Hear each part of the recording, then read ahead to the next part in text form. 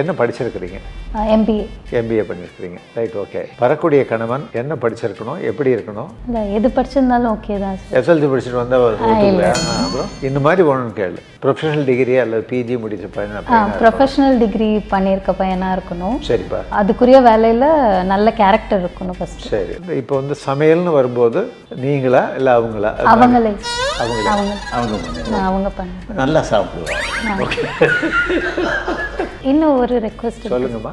வீட்டு வேலையும் அவரே செஞ்சால் நல்லாயிருக்கும். வீட்டு வேலை. ஏன்னா இப்போ சர்வன் மேடெல்லாம் கிடைக்கிறது இல்லை, வந்தாலும் தங்க மாட்டேங்கிறாங்க. பாத்திரம் கத்திர சேர்த்தா போகிறோம், பாத்திரம் தேய்ச்சி வீடு பெருக்கி. சோப் அலர்ஜி, மற்றபடி வேற ஒன்றும் பேர். Soap allergy? ஆமாம், இந்த சோப் இந்த டிட்டர்ஜென்ட் எல்லாம் அலர்ஜி. அது ஒன்று தான் அலர்ஜி, வேற ஒன்று? அது ஒன்று தான் அலர்ஜி. அதையும் அவரே பண்ணிட்டாருன்னா கொஞ்சம் ஈஸியாக இருக்கும். பார்க்குறேம்மா, நான் முடிஞ்ச அளவு முயற்சி பண்ணுற மாதிரி.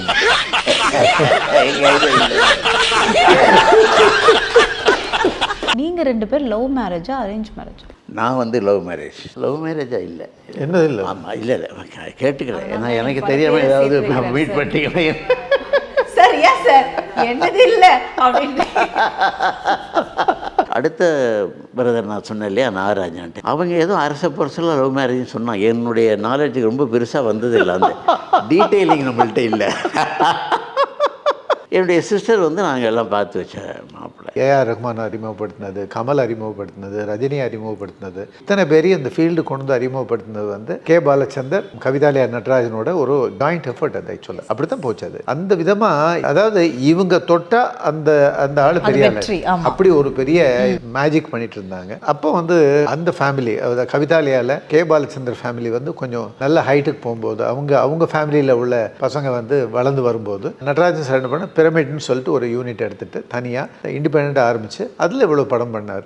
அந்த படம் பண்ணிட்டு இருக்கும்போது தான் மணிரத்னம் கண்ணில் இவர் பட்டு நடிக்கிறியான்னு அவர் கேட்டு, எனக்கு நடிக்கணும்னு இன்ட்ரெஸ்ட் உண்டு, ஆனால் எனக்கு நடிக்க தெரியுமா தெரியாது, நீ நடிக்கவே வேணாம், சும்மா வந்து நெல் அழகாக இருப்பேன்னு சொல்லிட்டு அலைப்பாயுதையில் கொடுத்த ரோல் வந்து ரியலாக இவரோட கேரக்டர் அதை சொல்லு. இவருக்கு வந்து அழுக்காக இருந்தால் ஒரு இடம் பிடிக்காது, ஒரு சுமாரான காரில் ஏற மாட்டார், சாப்பாடு வாசனை சரியாக இல்லைனாலும் அங்கே சாப்பிட மாட்டார். அந்த மாதிரியே பழகினவர். ஏன்னா இப்போ எங்கள் வீட்டில் எல்லாமே நல்லா பண்ணி கொடுத்து இவரை கெடுத்து வச்சுருக்கோம். இது வந்து நான் கொடுத்தது வந்து சின்ன ஸோ டீட்டெயில் வேணுன்னா அவர்கிட்ட தான் கேட்கணும். ஏன்னா அலைபாயுதையில் பண்ண கேரக்டர் வந்து ஒவ்வொரு டைரக்டரையும் திரும்பி பார்க்க வச்சது. சார் நிஜமாவே சார் அந்த சிகரெட்டு, அந்த அலைபாயுதை டைலாக் நீங்க எங்க பார்த்தாலும் அது வந்து உண்மையா சொல்ற சார். அது அந்த டைம்ல வந்து இன்ஸ்டாகிராம் இல்லைன்னா அது ஒரு எப்படியோ வந்து ரீல்ஸ் போட்டு ட்ரெண்டிங்ல இருந்திருக்கும் சார். இப்போ கூட நிறைய வர ஆரம்பிக்குது. நீ ஒரு இழு, அவன் ஒரு இழு. இது வந்து கிரெடிட் கோஸ் டு மணிரத்னம்.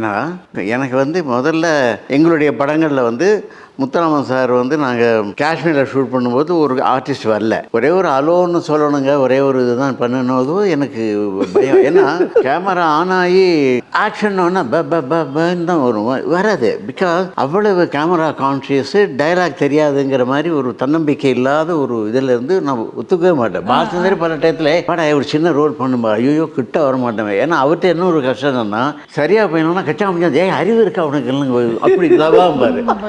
எனக்கு அறிவு இருக்குன்னு ஆஃபீஸில் நம்பிட்டு இருக்காங்க.